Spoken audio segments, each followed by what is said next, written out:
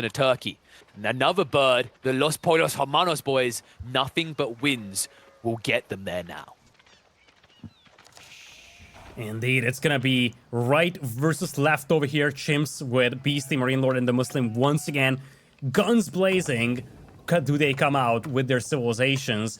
Whereas on the other side, somewhat limited choice of civs, though definitely not a terrible composition. But we do have to note that for Lucifer on VortiX and MarineLorD, they used up HRE and Malians in the previous game, so that is unavailable to them. Well, I want to see if there's any attempts at early shenanigans. You know, sometimes we see an English player try to pull some men-at-arms and be annoying. It could be effective here up against a Malian player, but it would be a heavy investment. When you're up against the wall like this on match point, you know, you delaying your own C time like that as an English player and going for men-at-arms like 2 to 4, it feels like a difference maker. Like, it's a hit or miss, right? Something that you might do midway through a series, but would you do it on match point? Yeah, this is why the previous game, which by the way was so close, really, it's a razor-thin game, which ultimately fell into the laps of the Chimps. That is why it was so critical, because now the Chimps can just get a little laid back. They can take more risks than what Los Pollos Hermanos can. Los Pollos Hermanos, they have to play like this is their last game in the tournament, and because of that, they might be a little hesitant to take larger risks, as you said. Yeah, and you know, I'm not expecting the same dynamics as Golden Swamp, because when you think about it, like, this is basically Golden Swamp, but you add in Chinese on each side. The reason I'm not expecting the same, though, is that your dock lines aren't as close together. Like, the opportunities for men-at-arms are a little bit more finite. It might just be better to get your ships out, because we know what Mediterranean turns into. It's mass sea warfare, and if one player is weak at the beginning, not through bad exchanges, but by the fact he wasn't there, it could easily just lose everything for you. Exactly. That could be a factor to look at. Meanwhile, Villager now knocking down a couple of sheep over here. Beastyqt just fighting off the sheep from the back of that scout, now pulling his own. Now, one detail that I'm gonna be very intrigued looking at is the southern part of the Muslim's base. There's a narrow choke point, relatively narrow that is, and that, I think, could easily be the place where the game could be decided. If Demu walls that up, that's going to make it very difficult to punish on land. Something bigger to highlight is we are getting that Malian transport ship. Can we just highlight how much value that villager got, by the way? He's been gathering fish. He also clubbed 4 sheep down. Like, this is typical Beastyqt just walking along going, bugged sheep, bugged sheep, bugged sheep, bugged. All these sheep are bugged. You can't have them. It's actually, like, it doesn't matter as much as long as VortiX doesn't get pushed off the waterfront. But now what will matter is this follow-up. The transport ship play is going to be an absolute pain in the ass. Yeah, and it looks like it's going to be 3 scouts inside, all players from Beastyqt's team, dropping their scouts. Oh, man. It's clever. I've been waiting for this. It's risky. Like, but I've been waiting for this because I don't think we saw it in the 2v2, and I haven't seen it much in the tournament so far. Because remember, folks, you can garrison your units in teammates' things. I think the awkward part, though, is they have to ungarrison. You can't get out yourself. Which I've definitely never used in a team game with people begging, going, please let me out. I'm like, no, no, no. You found your way into my castle, and now you will man all of the arbalists. Yeah, anyways, the only thing that's a little risky for them doing this is that this way they forfeit all kinds of information. But I think that's perfectly fine for them. It's very unlikely that VortiX's team is going to pull anything sophisticated on land at the beginning of the game, so they can just shuffle around, harass these fishing ships, and you see, you're pushing away the roost player from the deep fish, so the value is even larger than what you would expect normally. Yes, this is the more efficient play, because you're probably only idling 1 boat at a time, right? Well, Roost, they pay a lot more for their boats, they take a lot longer to produce. There's no better target on the water here. Like, Chinese are going to produce even more boats, and English are just, They're like an okay choice, but they're definitely not the best. It gets worse than that. When you want to convert that Lloydia fishing boat into a combat vessel, you have to be outside your dock. And with all of those ships being damaged, by the time you convert your fishing ships into combat vessels, at least 1 or 2 will be sunk. So the value is going to be great for that transport. And then also the awkward part is that when you convert based on the percentage of HP you have, right? So like you're going to convert to an archer ship with half HP. Then you also can't garrison with that archer ship. Remember, only fishing boats can go inside these docks. It's pretty annoying. Exactly. And that's why that transport is really coming in clutch over there. love that he really targets the Rus player. I feel like the value here targeting the Rus player is substantially higher than what you would accomplish harassing either of the other two. Yeah, and it didn't really cost you much, right? You paid 100 wood for the transport ship. You didn't really need more vision. Like, oh, what are you going to scout? That your opponents are going on water? It's kind of obvious what they're going to do with this comp, unless you already see VortiX with a men-at-arms spam at the beginning, which he didn't do. But he's doing now. On a delay. Yeah, this is, as I said, the only risk involved in having all three of the scouts inside the transport. In fact, I'm fairly certain that this is something that was diagnosed by Los Pollos Hermanos. They realized that they don't see a single scout on land, and there's 3 units inside a transport. Obvious explanation is that you have all 3 scouts inside. So you could get away with some shenanigans because your opponent simply can't scout it. And you know what makes this even better for VortiX? Look where he's... Yeah, but also, here's someone else to think about. Like, the lay of the lands. What's the worst opponent you could try to rush men-at-arms into? The Chinese player. HRE player is pretty damn good. Anytime you idle them up on land, that's 1.4 villages worth that are not working. So it's going to work out nicely. But transport ship is going to be a goner. But they did at least ungarrison all the scouts, so they'll spread out and look for all the info they can gather. Yeah, also slowed down the attack ships a tiny bit. So for the time being, it's going to be VortiX's team being the defender. And, oh, this is critical. MarineLorD finds the man-at-arms coming his way. Oh, that's rough. I mean, it's interesting as well, because you mentioned it for a moment there, like, MarineLorD was the one who went for a second scout. That's not something HRE players do, right? They are a greedy son of a gun. So I've seen plenty of them just refuse to even replace scouts when they have none of them. But the fact that MarineLorD done this, comes in clutch, means he'll be able to now mirror and react, and he can go for men-at-arms of his own. Yeah, and it looks like Lucifer's team was building very heavily on the fact that they can go undetected on the sides with the man-at-arms, and also on the left side, Mista's actually walling off that narrow choke point to prevent any kind of surprise counterattacks on land that they may not be expecting. So, yeah, they were counting very heavily on the lack of vision from Beastie's team, and they were mostly right, excluding the fact that there was more scouts added by DeMusliM and MarineLorD. It's interesting to see if one member of each team is meant to build a specific unit type on water over another. Because what I was kind of expecting to see is the Chinese players just try to zerg archer ships because they build them faster, right? Because the logic is if you get enough archer ships, they beat Springles. Yes. While the other 2 players on the team would build Springle ships, but doesn't seem to be the case. Most players are layering in equal components, except for Mista, who seems to just be massing the archer ships as the Rus player. Yeah, I feel like Mista's just waiting for the right opportunity to strike. So far, they're poking and prodding, but there's going to be a window where Mista's going to try to flank and then just come in with 10 Lodya attack ships. On the other side, looks like Beastyqt doesn't have a lot on the water, just a couple of war canoes, that's all. I mean, Springles were slightly buffed, but I still think, like, all it done is it changed the number of archer ships you need to still beat them, right? It used to be, like, 20. I'd say maybe now it's, like, 25. But they can still have the edge. A lot of Springles coming out so far, though, which is why MarineLorD, if his demo ship play pays off, it could sting him, but no opportunity. They're going to be pushed back. Yeah. Look at the surge coming through. They've joined up, and they've joined up away from DeMusliM. He does have an opportunity to flank attack here, and he does have a boom ship to work with if he can get it in the right location. Oh, this is just so massy over here. Here comes the flank from DeMusliM. This is what they were waiting for, and this is so not a fight that Los Pollos Hermanos can take. Yeah, I think they can confidently move away. Like, they harass the eco, they're still even numbers, but they're going to be forced to clash. They still do have the military lead. Boom ship's trying to make their way around. Nice deep dive in. MarineLorD is going to chase them back. Heavy hit, but a heavy hit in return. MarineLorD takes a big blow to his back line. Beastyqt will try to hold on for the moment. Second wave is coming in from VortiX with the demos. Can spread out to look for clues. Meanwhile, south side, you can see how they're dominating DeMusliM. No way he can hold on his own. This is quickly snowballing. You can just see in the military lead, boom ships are at least keeping it somewhat neck and neck. But the production rates just seem to be in excess in favor of Los Pollos Hermanos. Such a chaotic naval battle over here, but for a brief moment, the Chimps were just low on the archer ships, struggled against the demolition ships, and now looks like they're getting pushed back over here. Next wave of demos now coming in as well.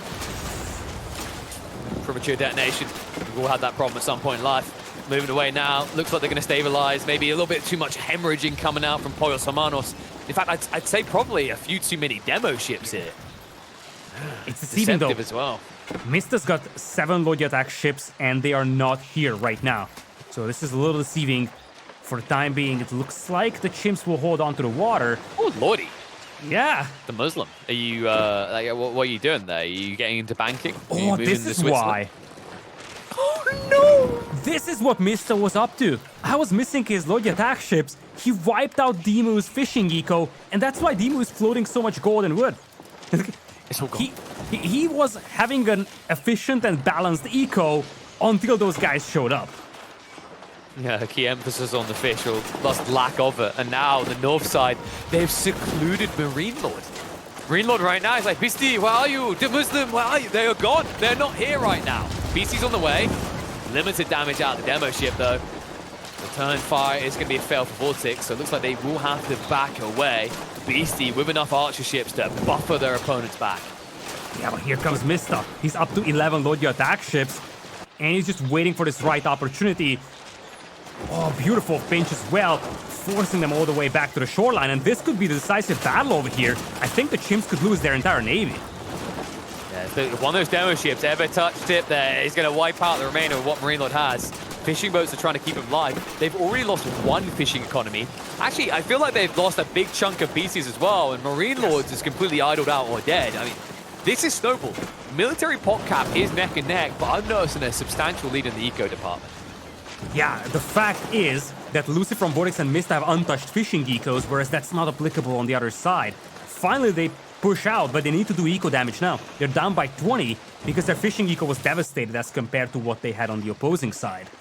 Yeah, and think about the health on those ships they're pushing out. MarineLorD didn't stop the heal, Beasty didn't stop the heal, DeMusliM definitely didn't stop the heal. Oh, Northern See Dock. a bunch of them are smoking. Oh, that's not a demo. You still gotta respect it. There's two demo ships in the formation, though. VortiX is trying to shuffle them back and forth so they can't necessarily be hit on the entry. It's like they got the breathing room. And remember, off the back of this, it's actually Chimps that lost economy, not Pollos Hermanos. They're very comfortable to now just reset. For sure. That is perfectly fine for Lucifron's team. And I wonder if that sling is for Castle Age or just more units. Looks like it's not going to be Castle anytime soon. I think it's for demos, right? Like, because so far it's just been VortiX building the demos. It'd be nice to get someone else added into that. It's cool to see VortiX being able to afford that, by the way. Like, remember, he gets a discount, so it's more efficient for him to do it. Demu is still floating a lot of gold, by the way. He needs to find a use for that. Either Castle Age or just more ships, but they need to turn resources into army because they've been pushed back on the water. They need to do damage. It feels so hard for this Spice from MarineLorD or DeMusliM to react on the flanks. They always seem a little bit too late to the engagements. MarineLorD now being 2v1'd again. Beastyqt is here to assist. No archers to fight the demos. There's so many of them. Beastyqt's not assisting with this right now. He's targeting on the south side. Deep dive in. MarineLorD taking a heavy hit in the Springles.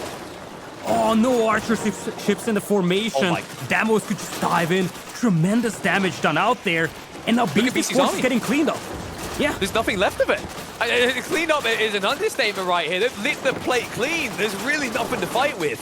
Beastyqt, in desperation, pumps 5 demo ships. If this doesn't hit, they might just say it's a full whiff and call GG. And look at that on the other side as well. Mista is winning his own separate 1v1. Here come the demos, though. Some trades will happen, decent connections, but insufficient to really swing it back in the favor of the Chimps.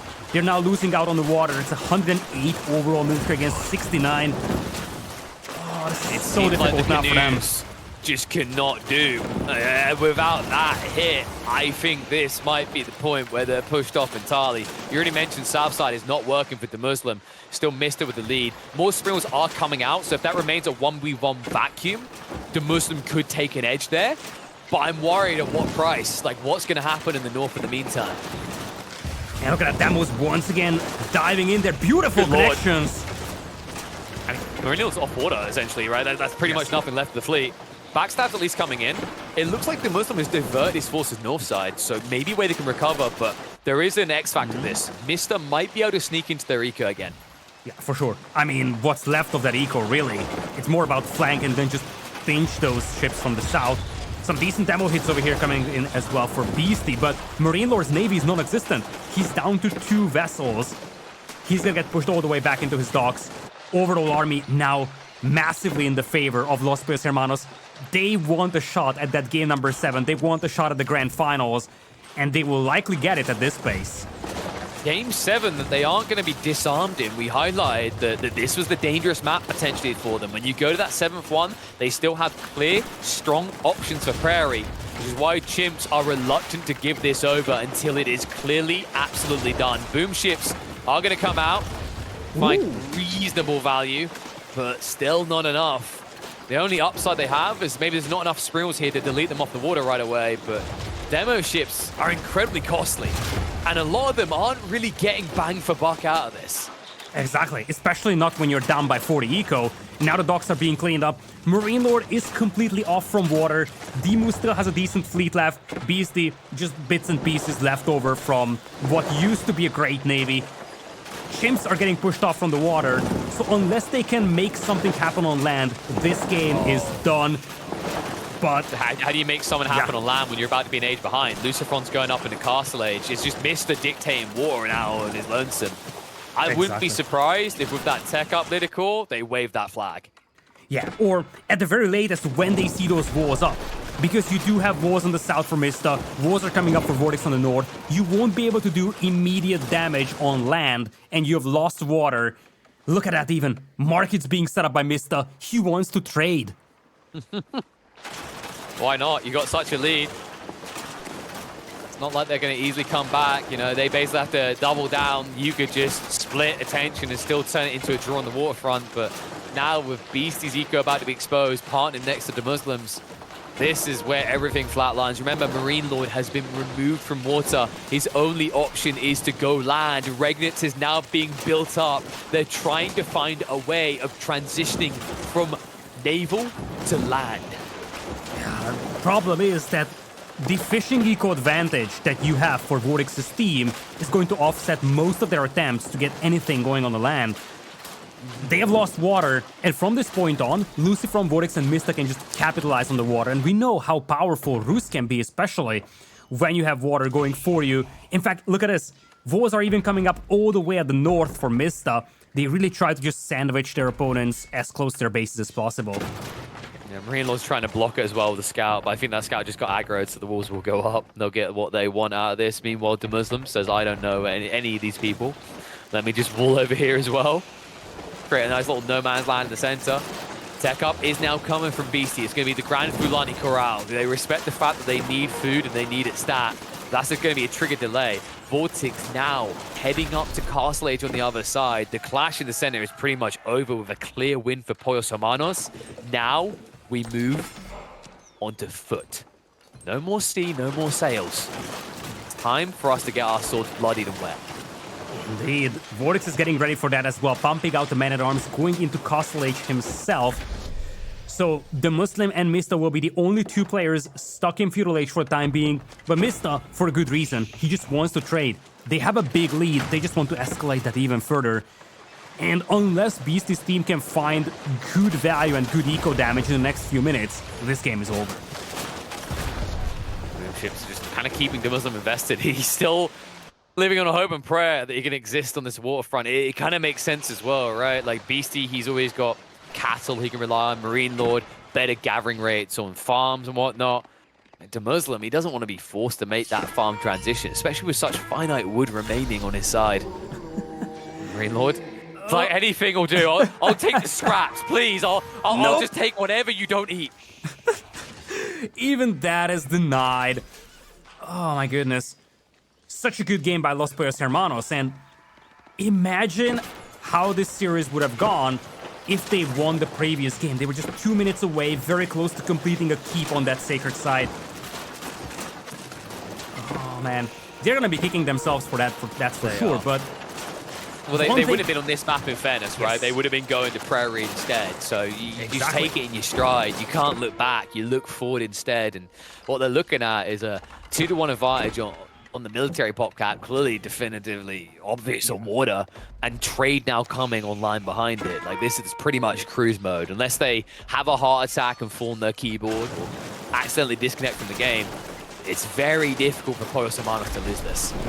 Exactly. They still need to commit some to the water because it looks like Beastie's team is trying to make a comeback there, but obviously once that trade kicks in for Mista, it's all over.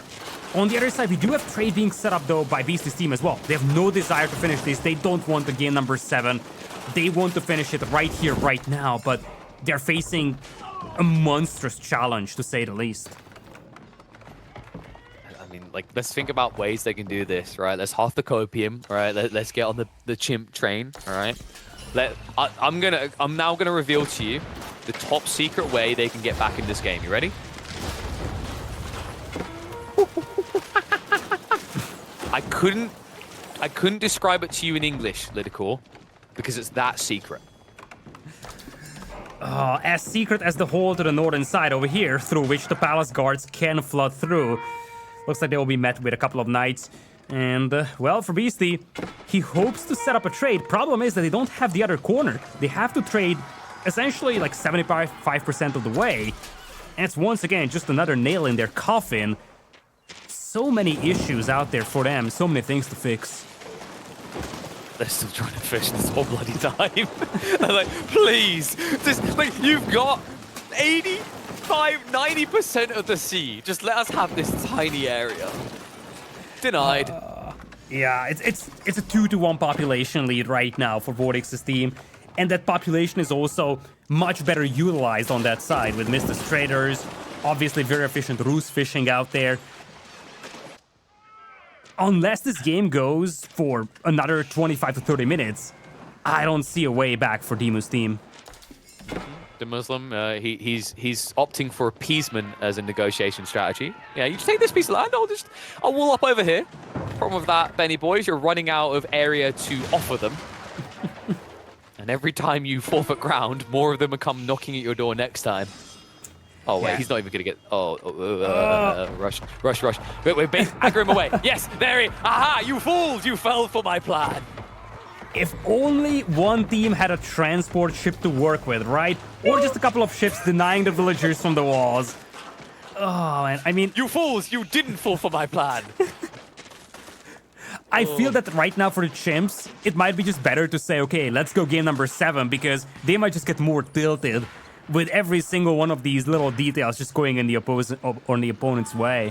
I mean, like, maybe... Okay, so hear me out. They're like, okay, so we've halved out the geographical locations of each players. Now, maybe the Spanish bros are more west than us, so it's less late there. But Mista's quite far east. DeMusliM, MarineLorD, Beastyqt, you feeling tired? No, you're not feeling tired. What if we drag this out? Mista gets tired. And then we win game 7. I'm not even sure if Mista can play game number 7. I think it has to be VortiX Lucifron. Mista's fine, though. Damn. He's going to be up to Imperial with the Spaskaya Tower. And, by the way, just to make things even worse for the Chimps, if you look at the Sacred Site locations, those are both easily takeable for Lucifron's team. So, if they wanted to win this game on a Sacred Site condition, they could. Essentially, there's honestly, no victory I think they're condition just going. smiling, right? They're like, why take the Sacred Sites? If they want to get bullied and beaten down slowly, great. This is really inspiring for us. This is motivation. I'm feeling good about this game if I'm Los Pollos Hermanos.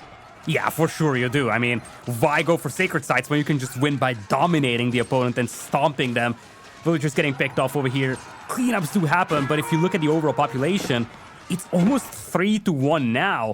Obviously, we see everything, the Chimps don't. Although, if they started discussing how many villagers each player has, I think the math would quickly add up to them. Why would you do that yourself? Like, how many have you got? 10? 12? How many have you got? Okay, I don't want to hear anymore. That's it. Game 6 goes the way of the Pollos Hermanos, boys. It means this best of 7 is bump and grinding all the way through. 3-3, both points. Both teams rather on match point. It comes down to a best of 1 barn burner.